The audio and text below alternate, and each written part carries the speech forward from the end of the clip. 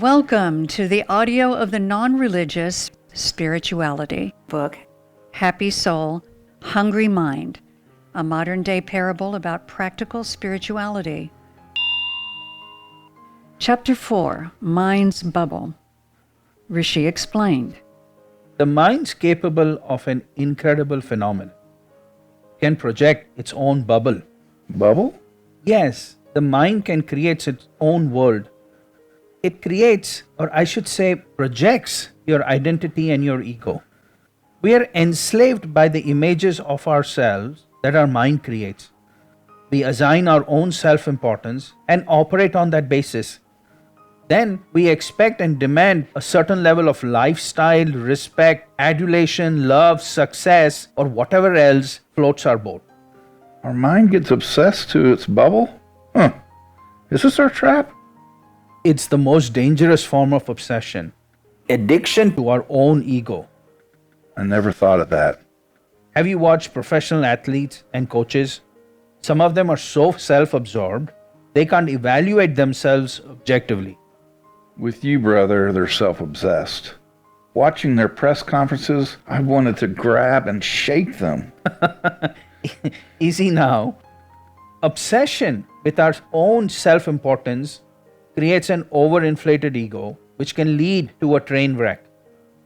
A doctor who's full of himself will refuse to accept his patient could be served better with an alternate treatment. Travis made no comment. Take CEOs.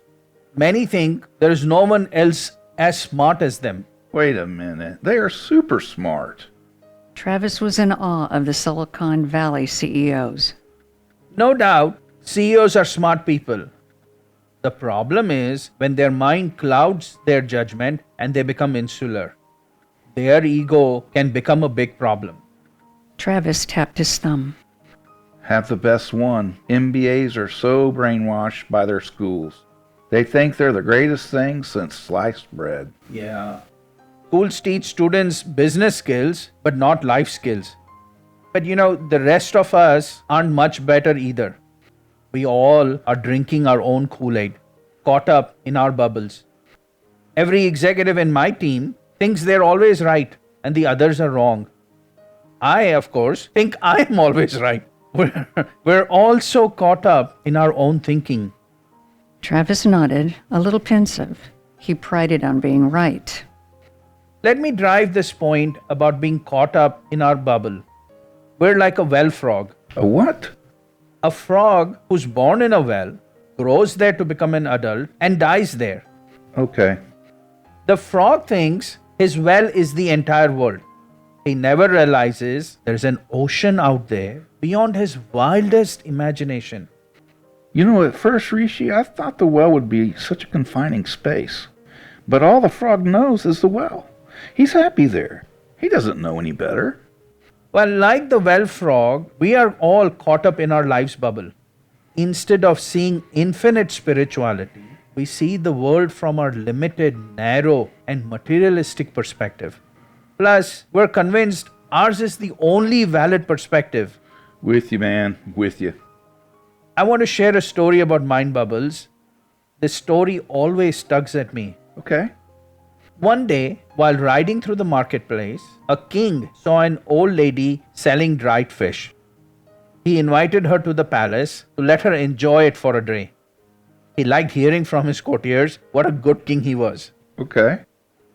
At the palace, they served the old lady with all the nicest food dishes at dinner. They entertained her and at the end of the day, retired her to one of the palace rooms. It had a large, soft bed, gold-lined headboard, fine linen coverings, and rose petals in water pots all over the room and other aromatic scents. Sounds wonderful. Yeah. The next morning, the king invited the woman to his court. He expected her to come in and say she loved the rich experience and she was grateful for his generosity. Then? The lady arrived. The king asked her in front of all his courtiers, "Did you enjoy? Did you have a wonderful night?" She replied, "I did not sleep one wink. It was the worst night of my life." Really? Yes. Upset and embarrassed, the king asked, "Why? Was the bed not comfortable? I'll execute the person who was supposed to take care of you." Man, what did the woman say? She replied, "The bed was fine. The room was great, but I couldn't sleep because I missed my basket of fish. I am used to the smell of fish. I can't sleep without it." Taken aback, the king looked down at the lady and asked sarcastically, "You are used to the smell of rotten fish, and hence you couldn't sleep?" She replied, "Yes, Your Majesty." The king dismissed her. That's interesting. Rishi unfurled his fingers. When he overcame his anger and embarrassment, the king realized fish is the old lady's life. That's what she wants, and that's all she cares for. That's her bubble. That's her well. Yes, it became an eye-opening spiritual lesson for the king. How? The old lady had such a wonderful opportunity to enjoy the palace's pleasures, but she couldn't because she was caught up in her own bubble. The king realized he's no different from the old lady. He wondered what was he missing in life because he was caught up in his own bubble. The king leaves his palace and his kingdom in search of the true meaning of life. Rishi paused and closed his eyes. He slowed down his breathing. Travis reflected on the story. That's powerful. And Travis wiggled. Gave me a shiver. How so? You've been saying we're obsessed with our bubble, but it didn't sink in until I heard the story. Both the woman and the king are trapped in their wells. One is a stinky well and the other is a palatial well, but they're both wells. Travis brushed his hair aside. I'm caught up in a well too. We all are. We all are. And all the while, the ocean of spirituality waits patiently for us. Like the king boatman story, we're living our lives caught in our obsessions, oblivious that our time's limited. We must overcome our obsessions and make the preparations now travel the ocean of spirituality. Travis leaned forward. Wow. All right. Okay. How do we leave our well? How do we reduce our obsessions? By managing our mind. The techniques for managing our mind will help us reduce our anxiety and stress, and most importantly, help us find peace. What are these techniques? I will share them with you. It's a detailed discussion because these are not gimmicky techniques. They are serious but simple techniques. They have the power to transform our lives. The question we must ask ourselves: can we leave our well to experience the ocean? Can we step back from our obsessions to attain the ultimate?